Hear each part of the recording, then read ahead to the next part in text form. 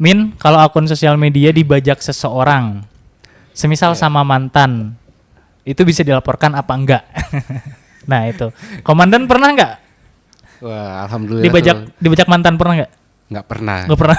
Kalau tukeran handphone dulu pernah. Oh, dulu. Jadi di Tracecyber kita tidak menangani jumlah kerugiannya. Berapapun kerugian dari masyarakat kita akan terima laporannya. Ya betul. Karena kan modus dari penipuan ini tuh yang mengatasnamakan polisi itu sering ya marak terjadi gitu. Bahkan ada. Assalamualaikum warahmatullahi wabarakatuh. Selamat siang sobat Siber Polri semuanya. Salam presisi, salam Jawara, Jagarawat, Jawa Barat. Sobat Siber Polri semuanya, selamat datang di acara Jumat Curhat di Tracecyber Polda Jawa Barat. Acara yang akan menjawab pertanyaan-pertanyaan yang memang sudah masuk ke dalam direct message ataupun email yang ditujukan kepada Tracecyber Polda Jabar terkait pertanyaan ataupun keresahan yang dialami oleh para sobat Siber Polri semuanya mengenai tentang tindak pidana siber yang akan ditanyakan ke Siber Polda Jawa Barat. Bersama saya Bribtu Riksa Sidik yang akan memandu jalannya acara Jumat Curhat pada minggu kali ini, di mana kita akan menjawab semua pertanyaan-pertanyaan yang ditanyakan oleh para sobat Siber Polri semuanya yang ada di media sosial. Tentunya dalam acara Jumat Curhat ini juga saya tidak sendirian. Saat ini saya ditemani bersama narasumber yang akan menjawab juga terkait pertanyaan-pertanyaan yang sudah diberikan oleh para sobat Siber Polri sekalian. Di depan saya sudah hadir beliau sebagai narasumber yaitu Kompol Endar Supriyatna, Eskom SIK. Beliau merupakan Kabag Bin Opsnal di Tracecyber Polda Jawa Barat. Mohon izin Komandan, Dan, apa kabar? Gimana kabarnya Dan? Alhamdulillah sehat dan baik. Sehat luar biasa memang, ini tampak makin cerah nih Komandan ini, luar biasa memang. Harus bahagia. Harus kan? bahagia ya, bahagia nomor satu memang. Kalau sekarang Dan izin di Siber Polda Jabar, khususnya di Bagbin Opsal ini sekarang lagi sibuk apa sih Dan? Di khususnya BINOP ya. Iya, BINOP. BINOP itu kan bagian operasional. Iya. Bagian operasional kita menyiapkan terkait kebutuhan personil terkait sprint, personil yang dilibatkan untuk pelayanan kepada masyarakat. Pelayanan kepada masyarakat. Betul. Apalagi sekarang ini kan katanya nih memarak terkait pemberitaan penipuan dan semacamnya ya. Begal. Oh iya, begal itu. Iya. Makanya dari Jawa Barat sendiri kita turun langsung, terutama siber nih. Jadi kita bukan hanya mengamankan di ruang siber ya, di ruang dunia maya saja, ruang dunia maya. Tapi juga kita turun langsung turut serta patroli di wilayah Jawa Barat, khususnya Bandung ya. Oh, khususnya Kota Bandung, karena ya terkait ancaman begal ini memang cukup meresahkan ya Dan ya. Betul. Nah, dan di Tracecyber sekarang juga ikut mengamankan, tentunya ini juga atas perintah Bapak Kapolda begitu ya. Betul. Jadi kita melaksanakan atas atensi Bapak Kapolda, seluruh personil dilibatkan, bukan hanya dari Samapta, dari seluruh fungsi, termasuk di Tracecyber juga. Turun patroli dalam lingkup wilayah Jawa Barat, termasuk Bandung ya. Terutama di titik-titik rawan begal yang diinformasikan. Iya, ya karena kan untuk intinya kenyamanan serta dan keamanan masyarakat. Dan juga implementasi dari jargon Bapak Kapolda yaitu Jagarawat Jawa Barat yang tadi. Oke, mohon izin Komandan. Nah, kita ini kan Jumat Curhat ini adalah salah satu acara ataupun segmen di mana di Tracecyber Polda Jabar memberikan ruang bagi para sobat Siber Polri semuanya, masyarakat semuanya untuk bisa memberikan pertanyaan atau mengajukan pertanyaan terkait seputar tindak pidana siber ataupun mungkin bisa berkonsultasi terkait pengalaman ataupun kejadian yang pernah dialami oleh para sobat Siber Polri semua. Nah, ini kita sudah dapat beberapa pertanyaan Komandan yang ditanyakan. Mungkin kita akan bisa membahas pertanyaan-pertanyaan tersebut bersama-sama. Tentunya mungkin Komandan bisa menjawab dan mungkin saya juga bisa ikut membahas terkait pertanyaan tersebut. Nah, ini yang pertama Komandan izin. Oke, Dan sekarang ini ada pertanyaan pertama. Ini pertanyaan pertama dari akun @kikipratama_28. Ini pertanyaannya, Pak. Saya jadi korban penipuan dan kerugiannya itu mencapai 25 juta rupiah. Cukup besar juga Dan ya? Cukup besar ya. Itu bagaimana cara melaporkannya? Nah, gimana Dan tuh? Ini kerugian 25 juta. cukup besar. Iya. Jadi di Traceiber kita tidak menangani jumlah kerugiannya. Berapapun kerugian dari masyarakat kita akan terima laporannya. Siap. Untuk pelaporannya sendiri masyarakat itu bisa hadir ke Polres terdekat ataupun langsung ke Polda Jabar. No, di Traceiber Polda Jabar. Nah, itu. Kalau di Polres kan belum ada unit ataupun satker siber langsung, masih di bawah unit Tipiter. Oh, unit Tipiter. Oke. Kemudian ini kan kadang kan masyarakat itu yang jadi pertanyaannya itu ketika datang ke Polres atau ke Polda tuh itu apa sih yang harus disiapkan begitu Dan? Oke, jadi untuk masyarakat yang menjadi korban penipuan mungkin bisa disiapkan yang pertama adalah identitas ya, identitas diri. Kemudian bukti-bukti terkait penipuan, baik apakah itu rekening koran ataupun berupa chat di DM ataupun WhatsApp ya. Itu di screenshot ya. Bisa dimasukkan ke flash disk karena pada saat nanti ke pelaporan ke Polda Jawa Barat dilakukan konsul oleh piket Siber Polda Jabar. Kalau memang itu masuk dalam unsur tindak pidana nanti akan dibuatkan laporan polisi di SPKT. SPKT. Oke. Terus kemudian ini satu lagi terkait pelaporan dari penipuan online ini. Kalau nggak salah kan kita di Traceiber Polda Jabar juga ada yang namanya anti scam ya Dan ya. Oh betul sekali. Ya.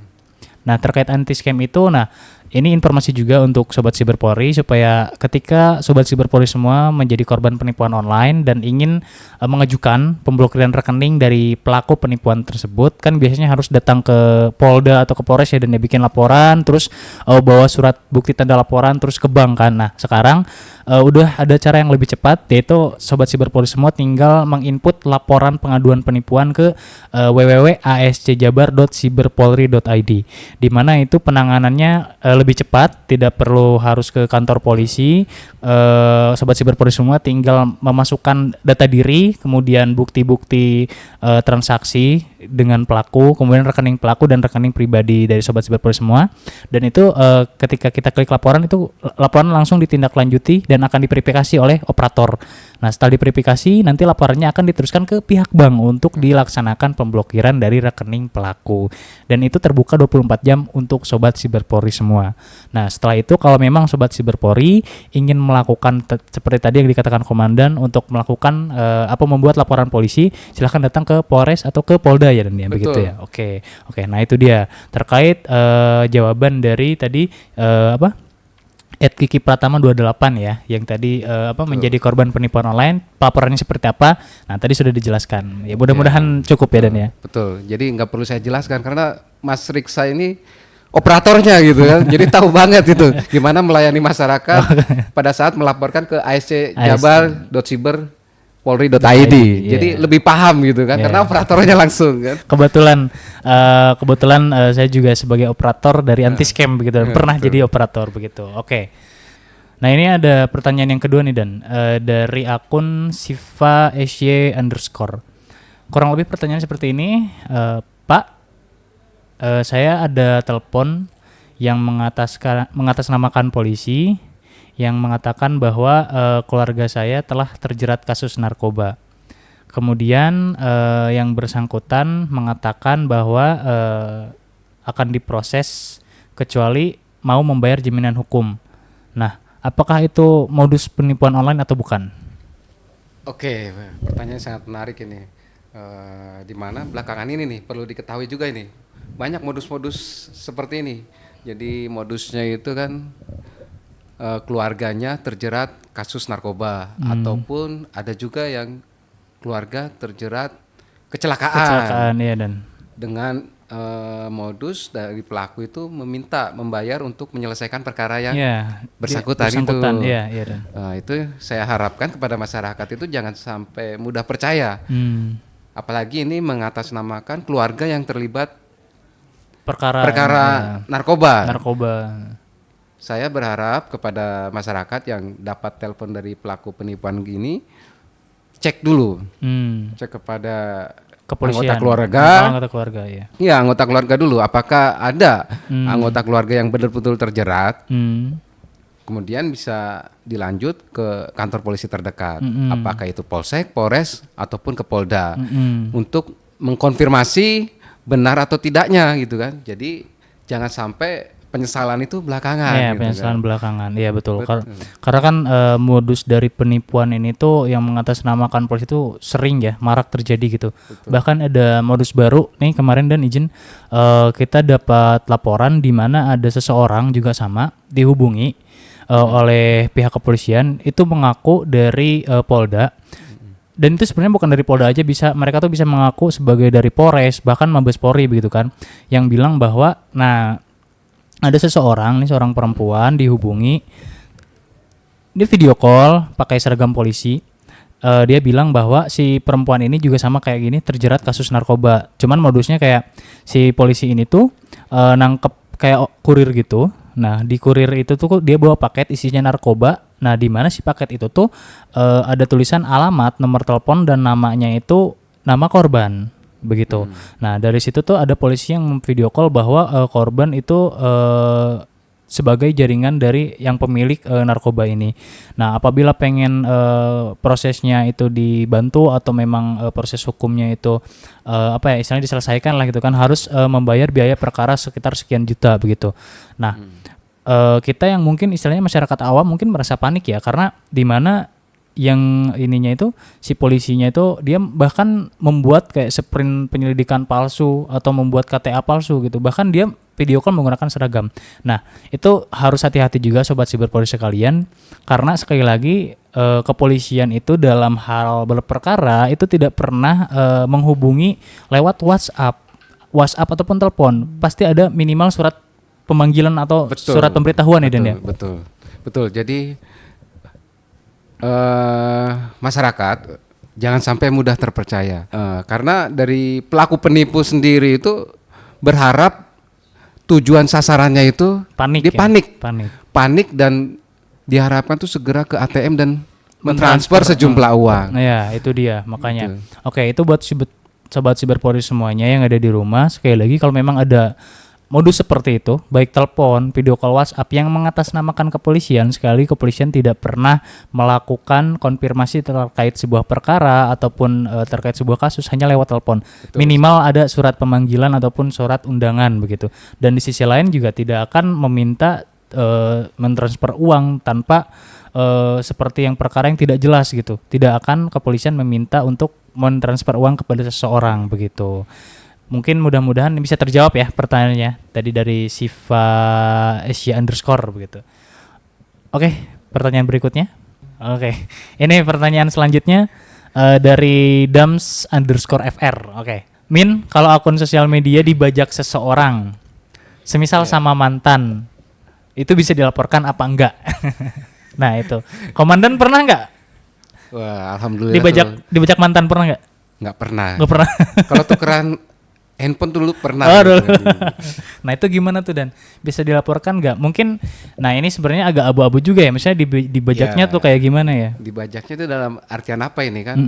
Mungkin kan yang namanya anak-anak sekarang ini kan untuk kepercayaan pasangan itu saling tukar handphone ataupun saling tukar sosial media gitu kan. Pada saat hubungannya baik sih oke-oke saja, fine-fine aja kan. Pada saat nanti putus lah, disitulah kejadian gitu. Yang namanya di sini kan semisal ada media sosial dibajak sama mantan sebenarnya, gitu. Kalau sudah putus ya diharapkan tuh segera mungkin untuk ganti password gitu kan. Di log out lah gitu kan, di log out jangan mesti login. Tapi kalau sudah diganti password kemudian masih mencoba mengakses gitu kan. Betul, nah itu bisa illegal access itu. Karena illegal access itu tanpa hak, dia masuk mengakses melalui media elektronik ataupun komputer, itu bisa masuk illegal access. Masuk illegal access. Nah, itu dia. Jadi dibajak itu dilihat dulu kalau memang sudah di log out gitu kan, dan ternyata mantan kita tuh masih coba buat login nih di akun kita gitu kan tanpa sepengetahuan kita, ya itu sebenarnya bisa masuk ke dalam kategori illegal access gitu, dan itu bisa dilaporkan nih Dan. Bisa dilaporkan. Iya, apalagi mungkin istilahnya sering ada kejadian di mana orang sudah putus atau istilahnya sudah nggak pacaran lagi, ada rasa dendam, nah itu melakukan hal-hal aneh-aneh gitu Dan. Itu. Jangankan sebatas pacaran ya, Iya. yang sudah menikah, Mm-mm. terus kemudian ada perselisihan, kemudian pisah. Nah, di situ pernah terjadi juga Mm-mm. menyebarkan video-video atau foto-foto yang tidak senonoh. Oh iya tuh. Karena kekecewaannya, karena apa namanya sih kalau Rasa tidak rasa kesal lah rasa istilahnya. kesal Rasa dengan kesal. pasangannya, akhirnya menyebarkan video ataupun Foto. foto dengan mengakses Akun sosial media akun sosial pasangannya. Nah, itu bisa terjerat pornografi juga itu, Mas. Nah itu dia. Nah sekali lagi juga pesannya tuh, kalau bisa kalau memang istilahnya dulu pernah tukeran sosial media, diharapkan nanti kalau memang ada kejadian yang tidak di log out aja atau nggak ganti password supaya tidak ada kejadian seperti demikian begitu. Nah mudah-mudahan nanti Mas Dams ini bisa puas ya dengan jawabannya begitu. Semoga tidak puas. Semoga bisa puas. Sepuas. Semoga bisa puas. Semoga bisa puas ya Dan ya dengan jawabannya. Kalau tidak puas nanti gimana Dan? Ya kayak gitu. Bisa ngopi bareng lah Bisa nanti. ngopi bareng ya. Nah, itu dia. Oke, siap. Izin Dan. Nah, itu kan tadi kita sudah membahas pertanyaan-pertanyaan dari Sobat Siberpori semua, beberapa pertanyaan gitu kan. Terkait mulai dari modus penipuan online, terkait tata cara pelaporannya seperti apa, terus kemudian yang terakhir ini mengenai media sosial yang dibajak, semisal sama mantan katanya. Nah itu dia, gak tahu nih, mungkin pernah kejadian atau seperti apa gitu. Cuman dibalik itu semua ya semoga apapun yang kita bahas hari ini bisa menjadi jawaban ataupun menjadi pencerahan bagi Sobat Siberpori semuanya. Betul. Kemudian nanti semisal kalau memang Sobat Siberpori ada pertanyaan-pertanyaan yang ingin diajukan, nah silahkan nanti bisa mengirim ke email ataupun lewat direct message di akun sosial media kita, ataupun nanti lewat room chat ya, yang kita akan laksanakan live streaming begitu. Nah dari semua pertanyaan itu ya insya Allah akan kita jawab begitu. Betul, kan pelaksanaan untuk Jumat Curhat ini tiap minggu. Nah, tiap hari Jumat itu ada Jumat ada Curhat juga untuk menjawab pertanyaan dari sobat Siberpori semuanya. Nah, jadi setiap hari Jumat kita akan ada program Jumat Curhat dari Ditresiber Polda Jabar untuk Sobat Siberpori semuanya. Nah, itu dia dari pertanyaan-pertanyaan yang sudah kita bahas, mudah-mudahan bisa menjadi pencerahan dan insight begitu. Dan kemudian ya kita juga meminta maaf apabila ada pertanyaan yang belum bisa kita jawab dari para Sobat Siberpori semuanya, karena kebetulan Dan pertanyaan yang masuk itu cukup banyak dan memang kita pilih pertanyaan yang istilahnya mewakili dari semua pertanyaan itu, lebih mewakili begitu. Oke, nah itu kan tadi kita sudah jawab ya Nadia. Mungkin untuk sesi Jumat Curhat pada minggu kali ini saya cukupkan sekian gitu kan. Intinya terima kasih banyak Komandan. Oke, diharapkan bisa jadi edukasi yang lain ya. Yes. Bisa nggak terjadi sama mantan yang lain. Itu dia. Itu pokoknya diingat sama mantan, diingat jangan lupa log out kalau udah putus gitu media sosialnya itu. Nah itu dia. Komandan terima kasih banyak sudah menjawab pertanyaannya gitu kan, sudah mencerahkan kepada Sobat Siberpori semuanya begitu. Dan untuk Sobat Siberpori juga terima kasih banyak sudah menyaksikan acara Jumat Curhat pada minggu ini, Jumat Curhat di Ditresiber Polda Jabar. Mudah-mudahan minggu depan kita bisa bertemu lagi dan menjawab pertanyaan-pertanyaan dari Sobat Siberpori semuanya. Saya Bribtu Risa Sidik bersama narasumber Bapak Kompol Endar Supriyatna, Eskom SIK, pamit undur diri. Terima kasih sudah menyaksikan Jumat Curhat di Ditresiber Polda Jabar. Saya tutup dengan Assalamualaikum warahmatullahi wabarakatuh. Salam presisi, salam jawara, jaga Jawa Barat.